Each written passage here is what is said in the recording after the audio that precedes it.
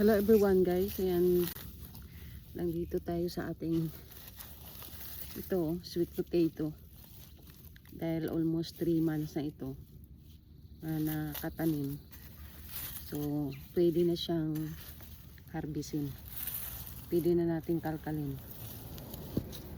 Yan legit pagkalkal ito lumalabas ang kanyang laman.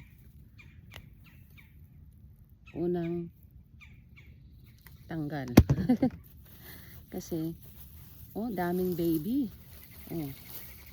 dami pang maliit, hindi pa malaki, pero kasi ready na to siya guys. Kasi pag pag masubrahan na to siya sa buwan, hindi na to, magtutubo na to guys yung iba. So tanggalin natin. Ayan, nakita niyo ba? Ayan ayan, diba? Yan, legit yan. Kung marami-rami ayan ayan, yan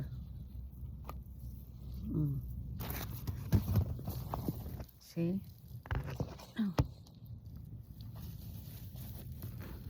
Marami pala laman ito. So may gagawin na tayong pang side sa ating beef. Mainit ngayon. Mga tanggalan na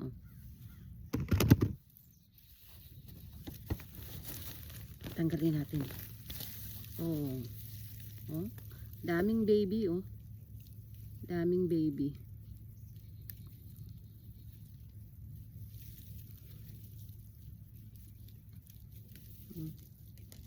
Bigyan natin yung mother-in-law.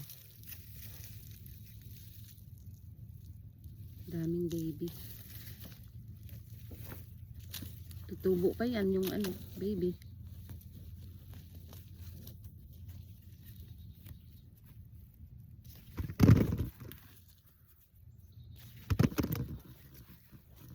Gusto nila yung lupa na pagtaniman ng buhaghag.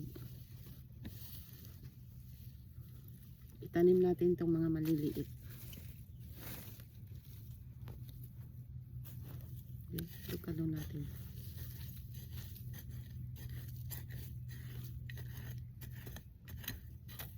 Mainit na.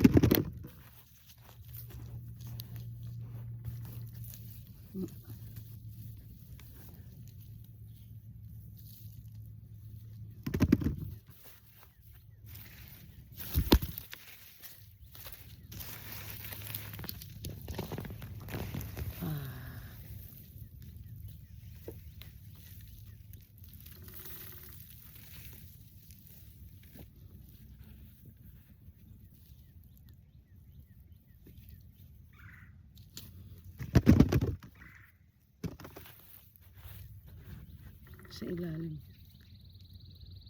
tumutunog yung woodpecker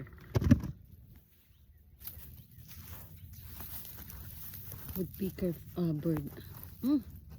Meron pa pala. Ay, wala na pala.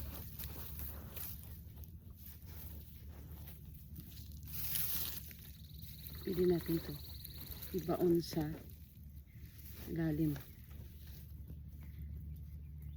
Papain natin sa ilalim kasi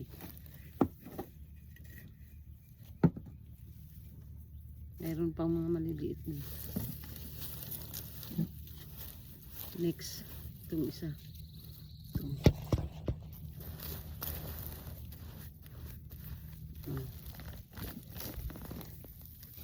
See? ang daming laman. Ay, daming laman.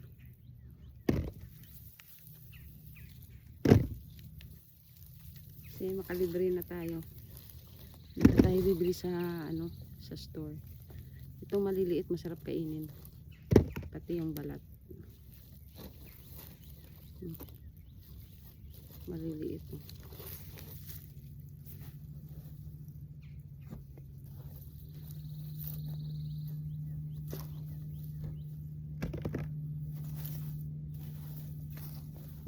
Mayroon pa naligaw oh.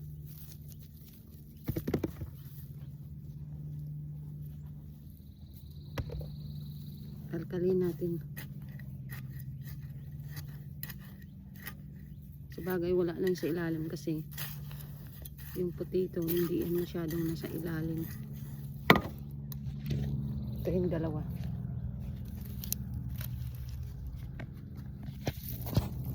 Mix natin ito.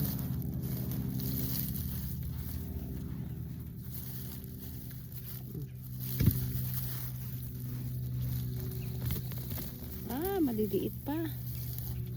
Maliliit yung isa.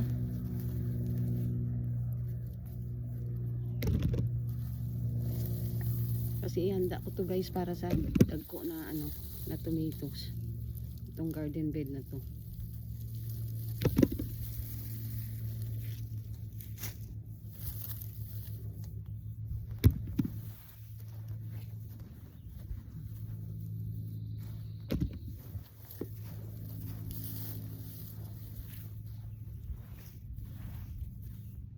Maliliit oh.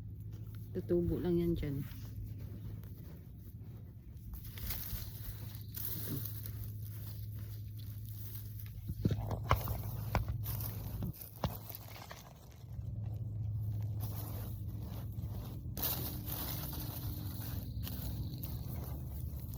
Maliit na tomatoes.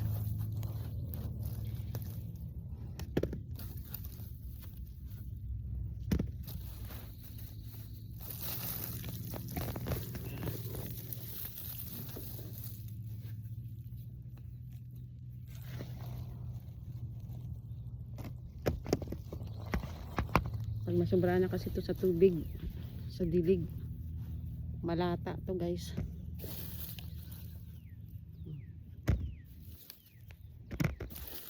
Isang basket din ng harvest natin.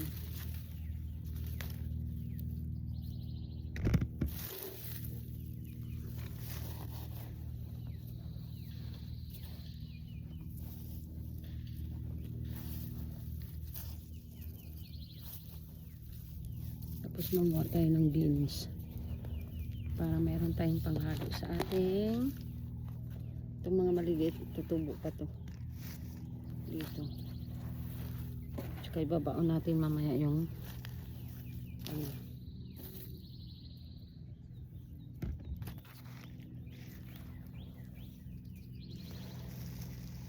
ito guys, babaon natin dito.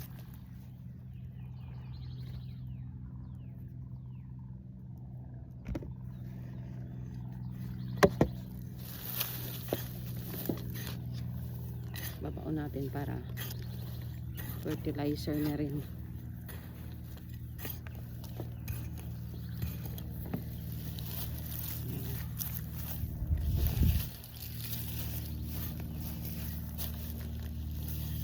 Para magiging pataba ng lupa yung kanyang ano.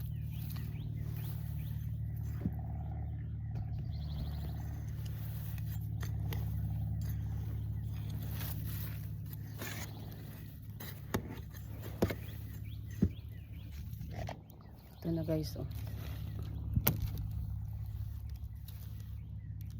That's it for today's video. Thank you so much for watching. Bye everyone.